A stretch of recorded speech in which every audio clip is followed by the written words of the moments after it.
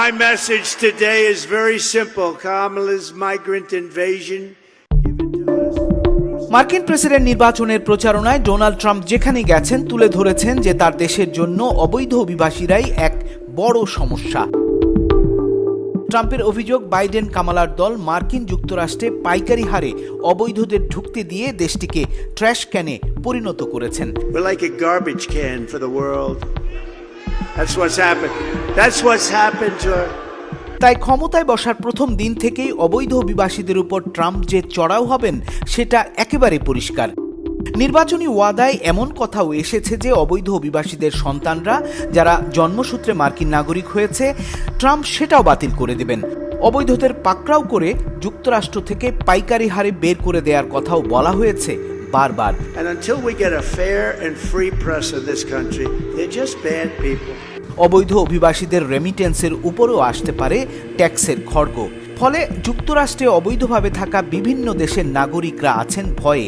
তাদের আশঙ্কা, ট্রাম্প ক্ষমতায় বসলেই তাদের তাড়িয়ে দেয়া হতে পারে।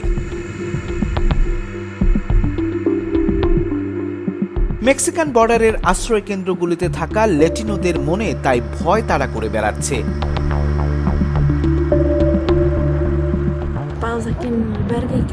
অভিবাসী লুসি দুঃখ করে বলছিলেন, ট্রাম্প তো ল্যাটিনো মেক্সিকানদের পছন্দ করেন না, ফলে তাদের জন্য এদেশে থাকা ভালো কিছু আর হবে না।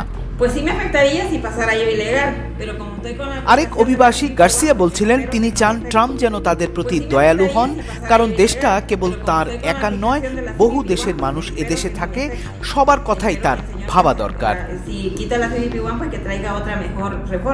2022 সালে যুক্তরাষ্ট্রের হোমল্যান্ড সিকিউরিটির পরিসংখ্যানে বলা হয়েছে, মার্কিন যুক্তরাষ্ট্রে অবৈধ অভিবাসীদের সংখ্যা 1,10,00,000-এর উপরে, যাদের বেশিরভাগই হিসপ্যানিক। দক্ষিণ আমেরিকার দেশ মেক্সিকো, ব্রাজিল, গুয়েতেমালা থেকে মার্কিন যুক্তরাষ্ট্রে অবৈধভাবে ঢুকেছেন সবচেয়ে বেশি মানুষ। যেমন 48 লাখ মেক্সিকান অবৈধভাবে বাস করছেন দেশটিতে। এছাড়াও গুয়েতেমালার 7,50,000, ফিলিপিন্সের 3,50,000 আর ব্রাজিলের 2,30,000 অবৈধ অভিবাসী আছেন মার্কিন যুক্তরাষ্ট্রে। অন্যদিকে ভারতের 2,20,000, চীনের 2,10,000 অবৈধরাও আছেন। সম্প্রতি বিবিসি বাংলার এক প্রতিবেদনে বলা হয়েছে, বাংলাদেশেরও প্রায় 1 লাখ অবৈধ অভিবাসী আছেন মার্কিন যুক্তরাষ্ট্রে, যাদের অনেকে বৈধ হবার পথে আইনি লড়াইয়ে আছেন। তাদের অনেকেরই ভয়ের কারণ আছে বলে মনে করছেন ইমিগ্রেশন বিশেষজ্ঞরা। এখন ট্রাম্প ক্ষমতায় বসার পর কেমন মারাত্মক হবে তার পদক্ষেপ, কত দিকে পরিবর্তন হবে তা নিয়ে কেউ নিশ্চিত নন। তবে ঝড় যে একটা আসছে সেটা নিশ্চিত।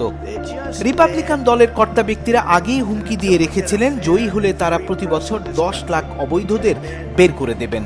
তাই বিপুল সংখ্যক এসব অবৈধদের বের করে দিলে মানবিক পরিস্থিতি কতটা জটিল হবে তা নিয়েও চলছে আলোচনা। অভিবাসী বিশেষজ্ঞদের মত, এখন যে ধাক্কাটা আসছে সেটা সাময়িক, সেটা উতরে গেলে হয়তো অনেকের আশার আলো থাকবে। আবার অনেকের ধারণা, কাগজপত্র ঠিক হবার পথে থাকলে আর দেশটিতে কোনো অপরাধ না করলে বৈধ হবার একটা না একটা উপায় বেরিয়েই যাবে।